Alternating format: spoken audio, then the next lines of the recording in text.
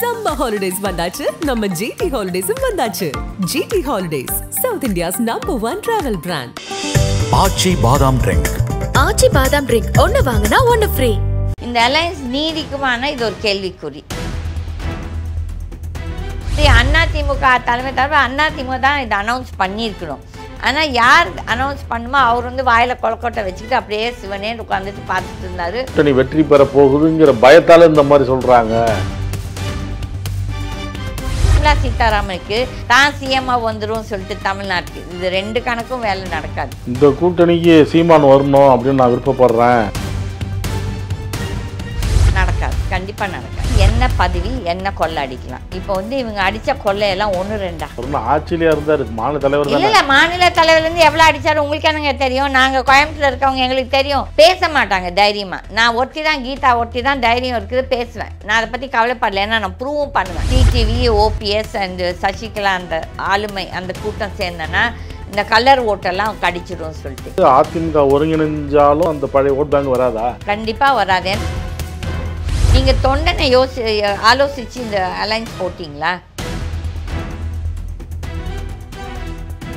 இந்த ஜெயலலிதா ஒரு பெரிய ஒரு இது பேசிட்டு போயிருக்காங்க. இன்னைக்கும் எல்லா பட்டி தொட்டியில அந்த வார்த்தை ஒழிச்சிட்டு தான் இருக்கு. நம்மளை யாரும் கேள்வி கேட்க மாட்டாங்க.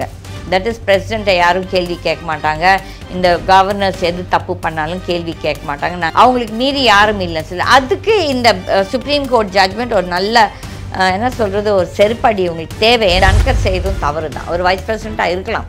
அதுக்குன்னு சொல்லிட்டு அவர் செய்கிறதெல்லாம் கரெக்டு நம்ம ஏற்றுக்கணும்னு தேவையில்லை. எந்த சட்டம் சொல்லுது அவங்க சொல்கிறதெல்லாம் நம்ம ஏற்றுக்கணுன்ட்டு கிடையாது.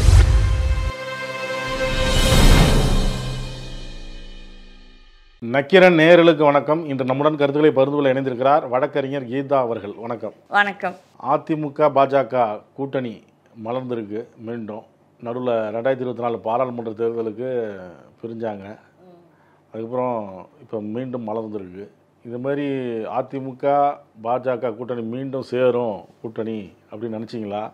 நினச்சிங்கன்னா வந்துட்டு இவங்களுக்கு வந்து அரசியலுக்கு பிஜேபிக்கு அதிமுகவோட அலைன்ஸ் கண்டிப்பாக தேவை. ஸோ அதெல்லாம் அவங்களுக்கு வந்துட்டு அந்த கூட்டணி எப்படியோ அந்த கணக்கு அவங்களோட சேர்த்தணும்னு சொல்லிட்டு அவங்களுக்கு நிர்பந்தம். இங்கே அதிமுகவுக்கு என்ன பிரச்சனைன்னா எல்லாருமே ஊழல் பண்ணியிருக்காங்க. அதை ஒரு சாதகமாக வச்சுட்டு பிஜேபி அவங்கள மிரட்டியே அலையன்ஸில் இழுத்துருக்காங்க. இந்த அலையன்ஸ் நீடிக்குமானா இது ஒரு கேள்விக்குறி. இது இன்னும் 11-12 மாதம் இருக்குது. அடுத்த வருஷம் ஏப்ரல் மட்டும் இருக்குது நம்மளுக்கு எலெக்ஷன். ஒன்று சேர்ந்துருக்காங்க. அதுக்குள்ளே நீடிக்குமான்னு ஒரு இதை போடுறீங்க. நான் இது முதல் நாள்லேருந்தே சொல்லியிருக்கேன். இது நீடிக்குமான்னு சொல்லிட்டு பார்க்கலாம்னு சொல்லிட்டு தான் சொல்லியிருக்கிறேன். ஏன்னா இவ்வளோ பேசினேன். தட் இஸ் அந்த மேடையில் வந்து அன்றைக்கி உட்கார்ந்துட்டு இருந்தது யார்? இபிஎஸ், அமித்ஷா, அந்த பக்கம் நாயனார் நாகேந்திரன். வந்துட்டு இபிஎஸ்ஸை பேசின பேச்சு, கட்சியை பேசின பேச்சு, அதுக்கப்புறம் ஜெயலலிதா அவர்களை பேசின பேச்சு எல்லாத்துக்குமே தொண்டை ஏற்றுப்பானா? கண்டிப்பாக தொண்டை ஏற்றுக்க மாட்டான். அதே மாதிரி மக்களும் ஏற்றுக்க மாட்டாங்க. ஏன்னா ஜெயலலிதாவுக்குன்ட்டு ஒரு இது இருக்குது. ஒரு என்ன சொல்கிற விமென் ஓட் பேங்க் இந்த பெண்கள் மத்தியில். அவங்க எல்லாருமே அதிமுகன்னு சொல்ல முடியாது. பட் அவங்களோட அனுதாபி. அப்போ வந்து அவங்கெல்லாம் இந்த பேச்சை அதிமுகவை தாண்டி இருக்குங்கிறீங்க. அதிமுகவை தாண்டி நான் அதுதான் சொல்கிறேன். இந்த கட்சி தொண்டனை பற்றி நான் பேசவே இல்லை. ஏன்னா கட்சி தொண்டர்கள் மாறலாம், இல்லாட்டி அவங்க தலைவர்கள் மேலே நிஜமாகவே மரியாதை இருக்கலாம். நான் வந்து அதை கேள்விக்குறியாக வைக்கிறேன். அவங்கள விமர்சித்தாலும் ஏதோ ஒரு நேரத்தில் அந்த ஆளுமையை எல்லாருமே ஒரு என்ன சொல்கிறோம் நாங்கள் மிஸ் பண்ணுறோன்னு சொல்லிட்டு. அப்போ வந்துட்டு மக்கள் மத்தியில் பெண்கள் நிறைய பேர் ஜெயலலிதாவுக்கு அதிமுகவோட இதாக இருக்க மாட்டாங்க. பட் ஜெயலலிதா என்ற ஒரு நபரை பிடிக்கும். அப்போ வந்து இந்த பேசின பேச்சு வந்துட்டு ஒரு நல்ல பேச்சு கிடையாது. தனக்கு என்ன வயசு, ஃபஸ்ட்டு அந்த பையனுக்கு என்ன வயசு, நான் வந்து இந்த ஒரு 2 வருஷத்துக்குள்ளாரே தான் ஏதோ பெரிய ஒரு 3 வருஷத்துக்குள்ளாரே தான் ஏதோ பெரிய ஒரு 30 வருஷம் நாட்டுக்காக சேவை பண்ண மாதிரி, அந்த கட்சிக்காக சேவை பண்ண மாதிரி பேசின பேச்சுகள் இது வந்து நல்லதுக்கு இல்லை. ஏன்னா நீ தனி உனக்கு வந்து மெஜாரிட்டி இருக்குன்னா நீ இந்த பேச்செல்லாம் பேசுனான்னா சரி. நீ வந்து இந்த சவாரி செய்கிறதே இன்னொரு குதிரை மேலே. அப்போ அந்த குதிரையை நீ தப்பு பேசினா அப்புறமேல் அது மக்கள் பார்த்துட்டு இருப்பாங்களா இல்லை மறந்துடுவாங்களா? ரெண்டும் கிடையாது. இந்த 2021 அசம்பிளி எலெக்ஷன்லேயே நீங்கள் வந்து போய் மோடி அண்ட் அமித்ஷா சொல்லி நீங்கள் ஓட் கேட்கல. நீங்கள் வந்துட்டு அம்மா ஆசி பெற்ற சின்னம் சொல்லிவிட்டு இரட்டை இலைக்குன்னு சொல்லிட்டு அந்த மாதிரி தான் இவங்க ஓட்டே கேட்டாங்க. அப்போ வந்துட்டு இதெல்லாம் வந்துட்டு என்ன படித்த முட்டாளா இல்லை படிக்காத முட்டாளான்னு தெரியாது. அந்த ஆணவ பேச்செல்லாம் வந்து கண்டிப்பாக ஏதோ ஒரு நேரத்தில் அவருக்கு கண்டிப்பாக பதில் கொடுக்கும், அடிக்கடிக்கும் உங்களுக்கு எல்லாத்துக்கும். அதில் அங்கே உட்கார்ந்ததே அசிங்கம். நீ இவ்வளோ அசிங்கமாக அவங்கள பற்றி பேசிட்டு ஊழல் பேசிட்டு நீங்கள் வந்து என்ன சொல்கிறீங்க, திமுக ஊழல் கட்சி ஆகிய திமுகவை அழிப்போம் ஒழிப்போம் சொல்லிவிட்டு அதுக்கப்புறம் யாரோட போய் அலையன்ஸ் போடுறீங்க? இதே அண்ணா திமுகவை நீங்களே விமர்சித்தது. மற்றவங்க விமர்சிக்கிறது வேறு. நீங்கள் விமர்சிச்சுட்டு நீங்களே அதை போய் அங்கே உட்கார்ந்தீங்கன்னா அப்போ வந்து எப்படி உங்களுக்கு வந்து நேரத்துக்கு தகுந்தபடி நீங்கள் கலர் மாறுவீங்க, மக்கள் எல்லாம் பார்த்துட்டு கை தட்டிட்டு இருப்பாங்க. கிடையாது, அது காலம்லாம் போயிடுச்சு. அதனால அந்த நிஜமாகவே கொஞ்சம் ரோஷம் இருந்ததுனானா ஓகே அந்த இடத்துல உட்கார்ந்துருக்கக்கூடாது. மனுஷனுக்கு ஒரு இது தன்மானம்ன்ட்டு ஒன்று இருக்குது முக்கியமானது. அப்போ வந்து அந்த அலையன்ஸ் போடுறாங்கன்னா நீ எப்படியோ ப்ரெசண்ட்டாக வெளியே போகிறேன்ட்டு உனக்கே தெரியும். அப்போ நீ எதுக்கு அங்கே உட்கார்ந்த? இதை விட அசிங்கம் வேறு எதுவும் கிடையாது. அதே மாதிரி இபிஎஸும் 1000 பேசுனா ஆனால் இபிஎஸ்க்கு இன்றைக்கி நிர்பந்தம். ஏன்னா எல்லாருமே அந்த கட்சியில் ஊழல் பண்ணியிருக்காங்க. எல்லாத்துக்குமே ஒரு ரெய்டு இருக்குது, பிரச்சனைகள் இருக்கிறது. அதுக்கெல்லாம் அவங்க என்ன சொல்கிறாங்க, அவங்க மகனால் அவங்க மகனோட அந்த மாமனார் கோஷிக்கு வந்து ரெய்டு ஆகிருக்குது, அதுக்காக நிர்பந்தம் சொல்லிட்டு. பட் இந்த அலையன்ஸ் நீடிக்கமான கண்டிப்பாக என்னோட கணக்குப்படி இது நீடிக்காது. நீடிச்சான்னா அதிமுக தான் அழிஞ்சு போகுது. யார் ஒருவர் பிஜேபியோட அலையன்ஸ் போட்டால் அது எந்த நாட் தமிழ்நாடு நீடிக்காதுன்னா பழனிசாமியே பின்வாங்கி கூட்டணி உடைச்சிருவாருங்களா? நடக்கலாம், பிஜேபி உடைச்சிருன்னு நினைக்கிறீங்களா? அது பிஜேபி உடைக்காது. ஏன்னா பிஜேபி அதிமுகவே பின்வாங்கிடும் இந்த விஷயத்துல. அதிமுகவில் இருக்கும் நபர்கள் இல்லாட்டி வேற எதாவது அலையன்ஸ் வரலாம். ஏன் என்ன நிச்சயம்? தட் இஸ் இங்க இருக்கவங்களும் அங்க ஓடக்கூடாது, அங்க இருக்கவங்களும் இங்க ஓடக்கூடாது. இங்கதான் திமுக எல்லாம் உறுதியா இருக்கிறோங்கிறாங்களே. அது சொல்றாங்க. எனக்கும் தெரியல, நானும் அரசியல்ல இருக்கேன்ல, எனக்கும் தெரியும் எவ்வளவு பேர் யாரோட பேசிட்டு இருக்காங்க சொல்லி. ஐயல் இதெல்லாம் யாருமே பகிரங்கமா சொல்ல மாட்டாங்க. ஆமாமா நான் இவங்களோட பேசுறேன் அவங்களோட பேசுறேன். அவங்களுக்கும் கொஞ்சம் என்ன சொல்கிறது மனஸ்தாபங்கள் இருக்கிறது. தட் இஸ் அலையன்ஸ் பார்ட்னர்ஸ்க்கு. அப்போ இந்த 12 மாதத்துக்கு முன்னால் இந்த அலையன்ஸ் நிற்கும் நீடிக்கும் சொன்னேன்னா இதெல்லாம் ஒரு கேள்விக்குறி தான் என்னை பொறுத்த. இது என்னோட அனுபவத்தில் நான் பார்த்தது. நீங்கள் பேசும்போது சொன்னீங்க இன்னும் 1 வருஷம் இருக்குது அப்படின்னு சொன்னீங்க. இதே தான் அவரும் சொல்லிட்டு வந்தார் எடப்பாடி பழனிசாமி. ஆமாம். இப்போ என்ன கூட்டணிக்கு அவசரம்? ஆமாம். இன்னும் 1 வருஷம் இருக்குது, இன்னும் 6 மாதம் கழிச்சு தான் கூட்டணி பற்றி தான் பேச போகிறோம் அப்படின்லாம் திடீர்னு இப்போ அறிவிச்சு. அதுதான் அவங்களுக்கு வந்து மிரட்டல். என்னென்னா இந்த எஸ்பி வேலுமணி ஒரு ஏஜென்ட்டு, தங்கமணி ஒரு ஏஜென்ட்டு, அவங்களுக்கு எல்லாத்துக்கும் கேஸ் இருக்குது. அதுக்கப்புறம் செங்கோட்டையன் வந்து அந்த பக்கம் சசிகலாவோட, அது ஓபிஎஸ்க்கு வந்து உள்ளார வரணும். ஸோ அதில் நிறைய பிரச்சனைகள். இதில் வந்து பிஜேபி வந்து நல்லா காயலான்ட்டு உட்காந்துட்ருக்குறாங்க. ஆனால் வந்துட்டு இந்த அலையன்ஸ் நீடிக்காது என்னோட இது.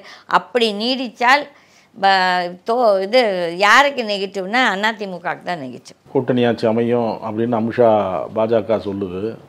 எடப்பாடி பழனிசாமி இந்த கூட்டணி தேர்தலை சந்திக்கும், ஆட்சி அமைக்கிறது அதிமுக தான் அப்படின்னு இப்போ சொல்கிறாரு. இருக்கலாம், யாரும் சொல்ல முடியாதுல்ல. அதுதானே வந்தாலும் ஏன் பார்த்தாலும் அதே தானே சொல்லணும். என்டிஏ தான் ஆட்சி அமைக்கணும்னு சொல்லிட்டு ஃபஸ்ட்டு வந்து அமித்ஷா பேசுகிறதே தவறு. என்னென்னா அவர் என்ன சொல்கிறாரு, இந்த கூட்டணிக்கு தலைமை தாங்க போவது அதிமுகன்னு சொல்லி.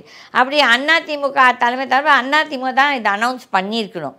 ஆனால் யார் அனௌன்ஸ் பண்ணுமோ அவர் வந்து வாயில் கொலக்கொட்டை வச்சுக்கிட்டு அப்படியே சிவனேன்னு உட்காந்துட்டு பார்த்துட்டு இருந்தார், ஒரு வார்த்தை பேசலை. அப்போ அங்கேயே நம்மளுக்கு தெரியுது ஏதோ ஒரு நிர்பந்தத்தால் தான் இந்த அலையன்ஸே கூடுதுன்னு சொல்லிட்டு.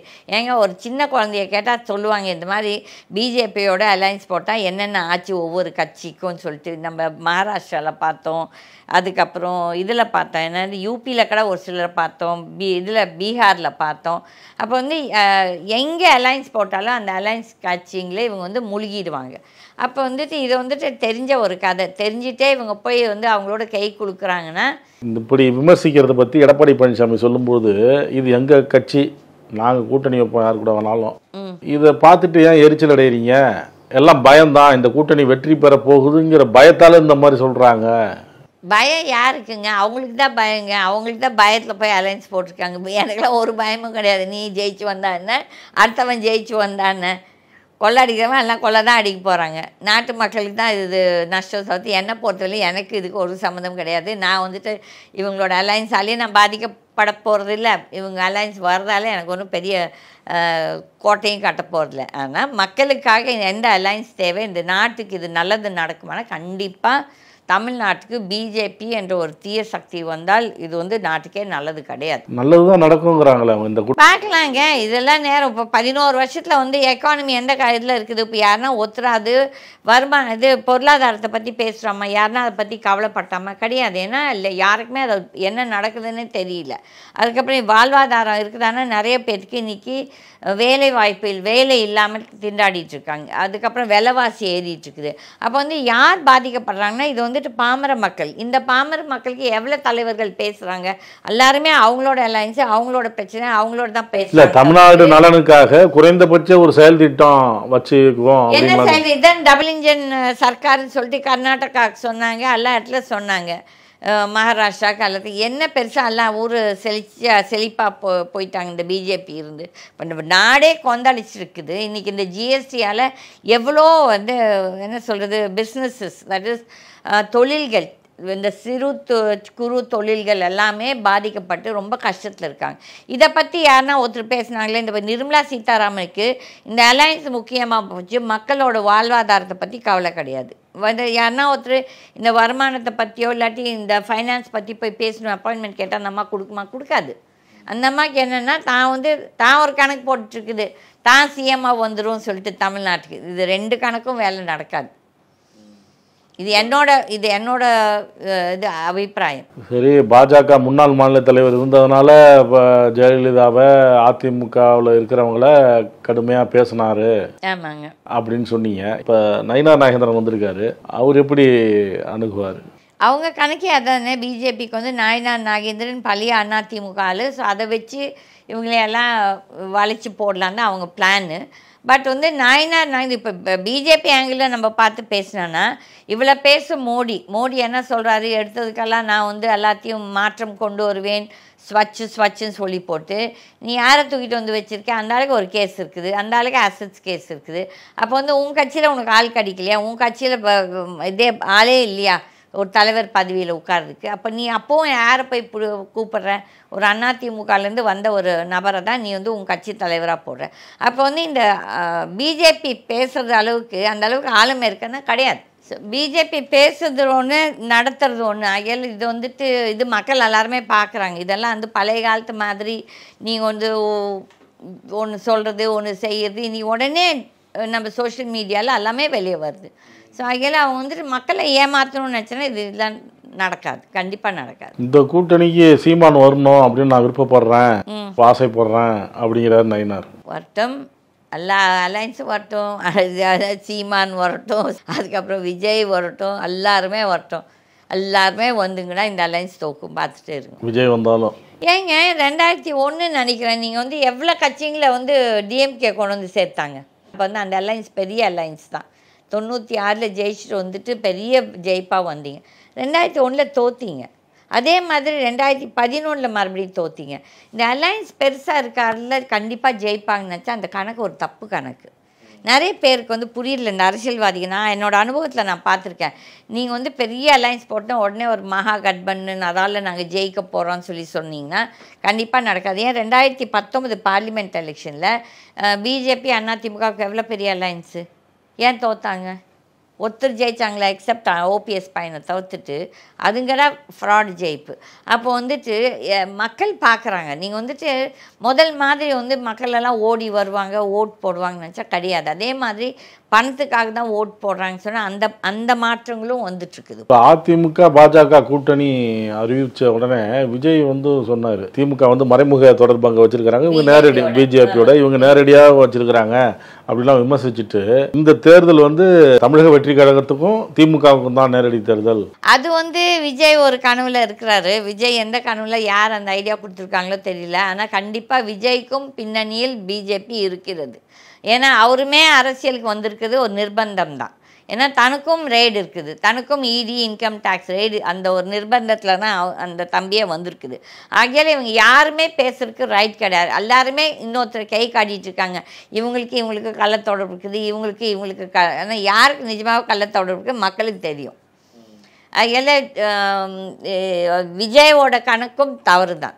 தட் இஸ் நேரடி மோதல் ஒன்லி டிஎம்கே அண்ட் டிவிகேன்னு சொன்னால் அது ஒரு பெரிய பெரிய தப்பான கணக்கு. திமுகவை ஆட்சியை விட்டு இறங்குற வரைக்கும் செருப்பு போட மாட்டேன்லாம் சொன்னார். அப்புறம் அந்த கூட்டத்தில் நயினார் இல்லை நீங்கள் செருப்பு போடுங்க அப்படின்னு வாங்கி கொடுத்துட்டாரு. இது எல்லாமே ஒரு ட்ராமாங்க. ஏன்னாங்க ஒரு கோமாளி மாதிரி ஃபஸ்ட்டு இந்த ஆள் எதுக்காக செருப்பை போட மாட்டேன்னு சொல்லி அந்த இதை பற்றி சாட்டையை வச்சு அடிச்சுக்கிட்டான்.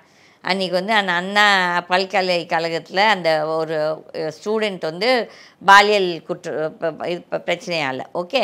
அப்போ நீ இந்த இதை அடித்ததால் உனக்கு பாலியல் குற்றம் எல்லாத்துலேயும் நின்றுச்சா? ஏன் உங்கள் மாநிலங்களில் இல்லையா? இப்போ நான் திமுகவை சப்போர்ட் பண்ணல, ஆனாலும் நீ ஹரியானாவில் நடக்குது, டெல்லியில் நடக்குது, யூபியில் நடக்குது, மகாராஷ்டிராவில் நடந்திருக்கு, எல்லா இடத்துலையும் நடந்திருக்குது. தட் இஸ் பிஜேபி ஆளும் மாநிலங்கள்.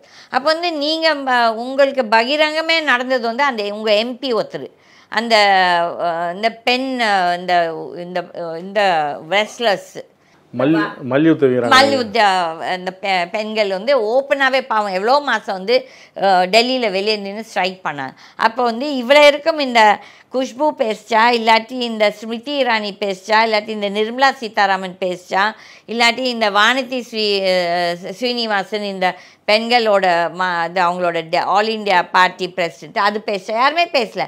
ஐயால இவங்களுக்கெல்லாம் அடுத்த கட்சிக்கு நடக்கும்போது இவங்க பெரிய பூதாகாரமாக ஊதுறாங்க சொல்லிட்டு அவங்க கட்சியில் நடக்கும்போது அப்படியே பூனைக்குட்டிங்களாட்டம் ஒன்றும் நடக்காத மாதிரி எங்கேயோ அப்படி தெரியாத மாதிரி நடந்துக்கிறாங்க. இதெல்லாம் அரசியலுக்கும் நல்லதில்லை. நீங்கள் பொது வாழ்க்கைக்கு வந்திருக்கீங்க, மக்களுக்கு சேவை பண்ண வந்திருக்கீங்கன்னா இதை இந்த அரசியல்வாதிகள் செய்வது அனைத்தும் தவறு தான். இது இவன் இது டிஎம்கேயில் ஊழல் நடக்குது, இனிமேல் நான் செருப்பே போட மாட்டேன்னா நீ போய் பாரு உன்னோட மாநிலத்தில் எவ்வளோ யோகியமாக நடக்குது. ஏன் ஆல் இண்டியா லெவலில் இந்த எலக்ட்ரல் பாண்ட்ஸ் உலகத்திலே ஒரு பெரிய ஊழல்னு சொல்லி உலகமே பேசிச்சு. ஒன்று நிர்மலா சீதாராமனோட ஹஸ்பண்டே பேசினார், இந்த வேர்ல்ட்ஸ் பிக்கெஸ்ட் ஸ்கேம்னு சொல்லி எது எலக்ட்ரல் பாண்ட்ஸு. அப்போ அப்போல்லாம் உனக்கு உரைக்கல, இப்போ தான் உனக்கு உரைச்சி நான் செருப்பு போட, இதெல்லாம் ஸ்டண்ட்டுங்க. இந்த சீப் ஸ்டண்ட்டெல்லாம் மக்கள் ரசிக்க மாட்டாங்க. இதெல்லாம் அந்த ஆள் அவருக்கு மாநில தலைவர் பதவி போனதுக்கப்புறம் இப்போ மத்தியில் அமைச்சர் பதவி கொடுப்பாங்க அப்படின்லாம் பேசுகிறாங்களே. இது அவங்களா பேசிக்க வேண்டியது தான். கொடுத்தானா இந்த முருகனுக்கு கொடுத்த மாதிரி இது அந்த கட்சியோட யோகிதம் தெரியும். யாரெல்லாம் அந்த கட்சியில் தோக்குறாங்களோ, யாரெல்லாம் இந்த பொம்பளை பொறுக்கிங்களா இருக்காங்களோ அவங்களுக்கெல்லாம் பெரிய பதவி கொடுப்பாங்கன்னு சொல்லிட்டு இது ஒரு முன் உதாரணம், அவ்வளோதான். ஏன்னா கட்சியில் நல்லவங்களும் இருப்பாங்க, கெட்டவங்களும் இருப்பாங்க. அப்போ அந்த கட்சிக்காக பாடுபட்ட 30 வருஷம் 40 வருஷம் பாடுபட்டவெல்லாம் ஓரம் கட்டிட்டு இன்றைக்கி தோணாந்தூர்த்தியெல்லாம் நீ மந்திரின்னு சொன்னேன்னா அப்போ அந்த கட்சியில் இருக்கிறவங்களுக்குலாம் என்ன ஒரு இது வந்ததுக்கப்புறம் தான் பாஜகங்கிறது தமிழ்நாடு கிராமம் முதல் கொண்டு பட்டி தொட்டி பூரா பரவி இருக்கலாம். அதுக்குன்னு சொல்லிட்டு நீ கட்சியவே நீ தான் இது உயிரே கொடுத்தேன்னு சொல்லிட்டு சொல்கிறக்கு இல்லை. ஏன்னா இந்த கட்சி இருக்குது, இல்லாமல் ஒன்றும் கிடையாது. நீ எப்போ நீ தலைவரான 2021 நீ தோத்தப்புறம் எது அந்த அசம்பிளி எலெக்ஷன் தோத்தப்புறம் அதுக்கப்புறம் நீ 2 வருஷமாக நீ பிரசிடெண்ட்டாக இருந்தல.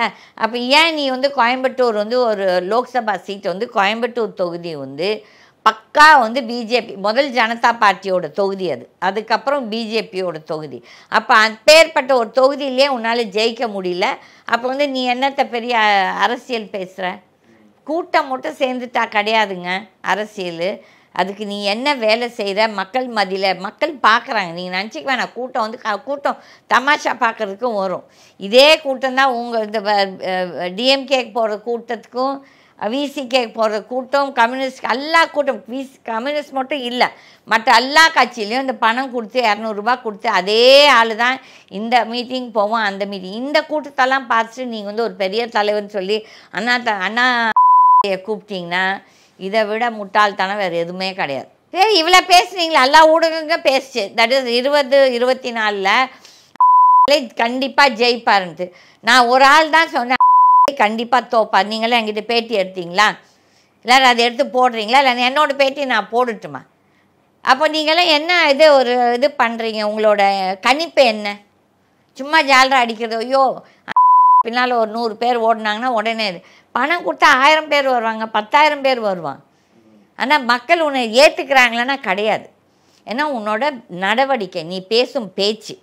சொல்லுவாங்க பாருங்கள், ஆடிய ஆட்டம் என்னன்னு சொல்லிட்டு பாடிய பாட்டம், அந்த மாதிரி இருக்குது இனிமேல தான். என்னென்னா இவங்க எல்லாருமே இப்போ அரசியலுக்கு முக்கால்வாசி வர்றவங்க வந்து என்ன பதவி என்ன கொள்ளை அடிக்கலாம். இப்போ வந்து இவங்க அடித்த கொள்ளையெல்லாம் 1-2 ஆட்சியிலே இருந்தார் மாநில தலைவர். இல்லை, மாநில தலைவர்லேருந்து எவ்வளோ அடித்தாரு உங்களுக்கு என்னங்க தெரியும்? நாங்கள் கோயம்புத்தூர் இருக்கவங்க எங்களுக்கு தெரியும் எவ்வளோ வந்துட்டு இந்த பிஸ்னஸ் அவங்கள போய் எப்படியெல்லாம் மிரட்டி பிளாக்மெயில் பண்ணி எவ்வளோ டொனேஷன் வாங்கினா இந்த பையன் சொல்லிட்டு ஊர் உலகத்துக்குமே தெரியும். ஏன்னா அவங்க பேச மாட்டாங்க தைரியமாக. நான் ஒருத்தி தான், கீதா ஒருத்தி தான் தைரியம் இருக்குது, பேசுவேன். நான் அதை பற்றி கவலைப்படல. ஏன்னா நான் ப்ரூவும் பண்ணுவேன்.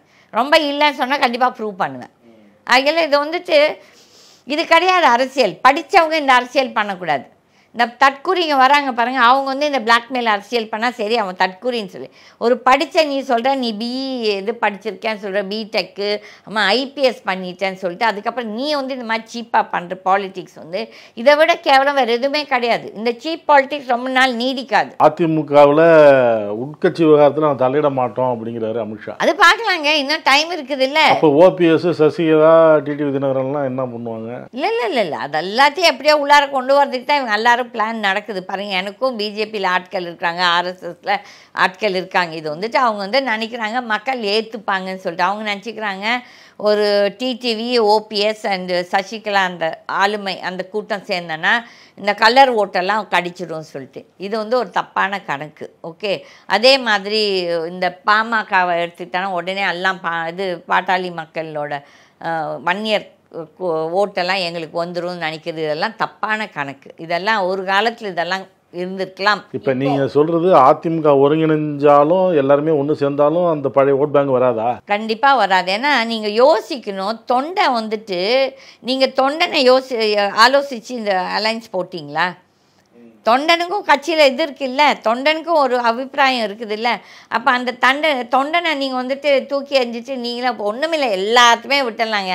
இப்போ வந்து பகிரங்கமாக நம்ம ஜெயக்குமார் ஒன்றுமில்லை, நம்ம மெட்ராஸ் இருக்க ஜெயக்குமாரே பேசுகிறாரு. அவர் என்ன பேசுகிறாரு, நான் இந்த பிஜேபி அலைன்ஸ் போட்டதால் தான் நான் தோத்தேன்னு சொன்னேன்னா அப்போ இப்போ தான் அவர் ரியலைஸ் பண்ணாரா? இது நான் அவர்கிட்ட அன்றைக்கே ஐ திங்க் 2021 சொன்னேன் உங்கள் பையன் தோப்பாருன்னு சொல்லிட்டு.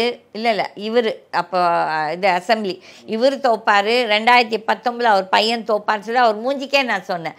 அவர்கிட்ட ஏன் அப்படி சொல்கிறீங்க சொன்னாங்க. மக்கள் மத்தியில் வந்து நீங்கள் யோசிக்கணும். தட் இஸ் நீங்களாக உட்காந்து ஒரு அலைன்ஸ் போட்டுக்கிறீங்க 4 பேர் ரூமில் உட்காந்து. ஆனால் அந்த மக்கள் அந்த தொண்டன் ஏற்றுக்கிட்டானா கிடையாது.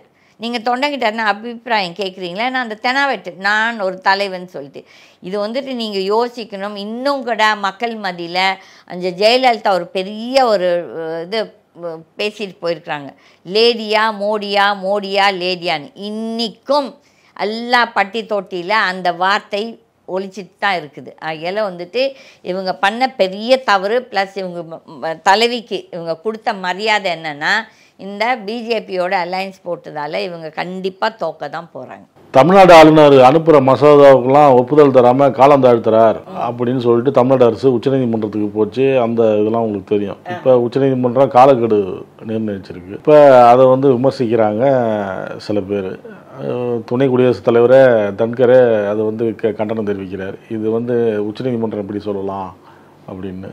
அவங்களுக்கு என்ன தெரியுங்களா, இப்போ இந்த ஆளும் பிஜேபிக்கு என்ன தெரியுங்களா, எல்லாருமே அடிமையாக போகணுன்னு சொல்லிட்டு அவங்க எண்ணம். இது வந்து தமிழ்நாடு அரசு வந்து நான் வந்து ஒரு டிஎம்கே அனுதாபி கிடையாது. ஆனால் அவங்க என்ன ஒன்று நல்லது செஞ்சால் நான் கண்டிப்பாக ஏற்றுப்பேன். டிஎம்கேவை பொறுத்தவரையிலையும் அவங்களுக்கு இருக்கிற லீகல் டீம் எந்த ஒரு கட்சியிலையும் இருக்காது. அவங்களுக்கு ஒரு நல்ல லீகல் டீம். ஓகே, அவங்க வந்து இந்த பிரச்சனையை வந்து நல்லா லீகலாகவே எடுத்துகிட்டு போயிருக்காங்க. அதில் வந்து அவங்களுக்கு அடித்த வெற்றி தான் அது. நிறைய பேர் விமர்சிக்கிறாங்க இது கிடையாது இது அதுன்னு சொல்லிட்டு கிடையாது. It's a good victory for them. அந்த ஜட்ஜஸும் நல்ல ஜட்ஜ்மெண்ட் கொடுத்துருக்காங்க. ஏன்னா இவங்களுக்கெல்லாம் ஒரு தெனாவெட்டு என்னென்னா நம்மளை யாரும் கேள்வி கேட்க மாட்டாங்க. தட் இஸ் பிரசிடெண்ட்டை யாரும் கேள்வி கேட்க மாட்டாங்க. இந்த கவர்னர்ஸ் எது தப்பு பண்ணாலும் கேள்வி கேட்க மாட்டாங்க. நாங்கள் அப்படியே கிடக்கும் இந்த இது மசோதாக்கள் இவங்க என்ன செய்கிறாங்க, அப்படியே போட்டு வச்சு 2 மாதம் 6 மாதம் வருஷ கணக்கில் இழுத்துட்ருக்காங்க. அதில் வந்து நீங்கள் யோசிக்கணும். நீங்களே ஒரு பக்கம் சொல்கிறீங்க இவங்கெல்லாம் மக்களால் தேர்ந்தெடுக்கப்பட்ட பிரதிநிதிகள், தட் இஸ் எம்எல்ஏஸ். அப்போ வந்து அவங்க மெஜாரிட்டி அவங்க இது பண்ணி தானே இந்த பில்லை பாஸ் பண்ணுறாங்க. அப்போ வந்து இந்த கவர்னர் வந்து மக்களால் தேர்ந்தெடுக்கப்பட்ட மனிதர் கிடையாது, அந்த பதவியும் கிடையாது. அது வந்து இந்த சென்ட்ரல் கவர்மெண்ட் யார் அவங்களுக்கு விரும்புதோ அனுப்புகிறாங்க. ஒரு smooth sailing, that is state கவர்மெண்ட்டுக்கும் சென்ட்ரல் கவர்மெண்ட்டுக்கும் இவர் ஒரு பிரிட்ஜாக இருக்கணும். ஆனால் என்ன பண்ணுறாங்க முக்கால்வாசி பேர், இது காங்கிரஸ் கவர்மெண்ட்லேயும் நடந்திருக்குது, பட் இந்த அளவுக்கு வந்து இப்போ மோசமாக வந்துட்டு இந்த பிஜேபி கவர்மெண்ட்டில் ரொம்ப மோசமாக இருக்குது. அப்போ வந்து இவங்க நினச்சிக்காங்க அவங்களே ஒரு ஆளுமை, அவங்களுக்கு மீறி யாரும் இல்லைன்னு சொல்லி. அதுக்கு இந்த சுப்ரீம் கோர்ட் ஜட்ஜ்மெண்ட் ஒரு நல்ல என்ன சொல்கிறது, ஒரு செருப்படி உங்களுக்கு தேவை. ஏன்னா இது வந்துட்டு பஞ்சாப்லேயும் அந்த கவர்னர் இப்படி தான் பண்ணிட்டு இருந்தார், இதில் கேரளாவில் பண்ணிட்டு இருந்தார், கர்நாடகா இதில் கல்கட்டாவில் வந்து வெஸ்ட் பெங்காலில் வந்து இதே தன்கர் இந்த வைஸ் பிரசிடென்ட் அந்த டைமில் பிரச்சனை பண்ணிட்டு தன்கர் வந்து ஒரு என்ன தெரியுது, ஒரு காரியவாதி. ஓகே, அந்த இன்றைக்கி வந்து அவருக்கு அந்த பிஜேபி ஒரு போஸ்ட் கொடுத்ததால அங்கே பேசிகிட்டு இருக்காரு. அப்போ ஏன் வந்துட்டு அவங்க தவறு செஞ்சாலும் அதையும் எடுத்து சொல்லணும் இல்லை? அப்போ வந்து இந்த இது அதில் எதெல்லாம் இருந்துச்சு எல்லாமே விட்டுடலாங்க. டிஎம்கே தப்பாகவே பேசிச்சு செஞ்சிச்சு, மசோதாக்கள் எல்லாம் தப்புன்னே வச்சுக்கலாம். ஆனால் அங்கே வந்துட்டு மக்களுக்கு வேண்டிய இந்த ஆன்லைன் ஒரு இது ரொம்ப எவ்வளோ குடும்பங்கள் அழிந்து கொண்டு இருக்கின்றன இந்த மசோதாவில். அப்போ வந்துட்டு இந்த இதை வந்து இந்த ஆன்லைன் இவனுங்களை வந்து இந்த கவர்னர் அவங்க போய் சந்திச்சிருக்காங்க. அப்போ வந்து இது எப்பேற்பட்ட ஒரு பெரிய துரோகம் மக்களுக்கு. அப்போ வந்துட்டு இதை பொறுத்தவரையிலே இந்த மசோதாக்கள் வந்துட்டு 2 தடவை, தட் இஸ் நாட் ஒரு தடவை 2 தடவை பாஸ் பண்ணியிருக்காங்க.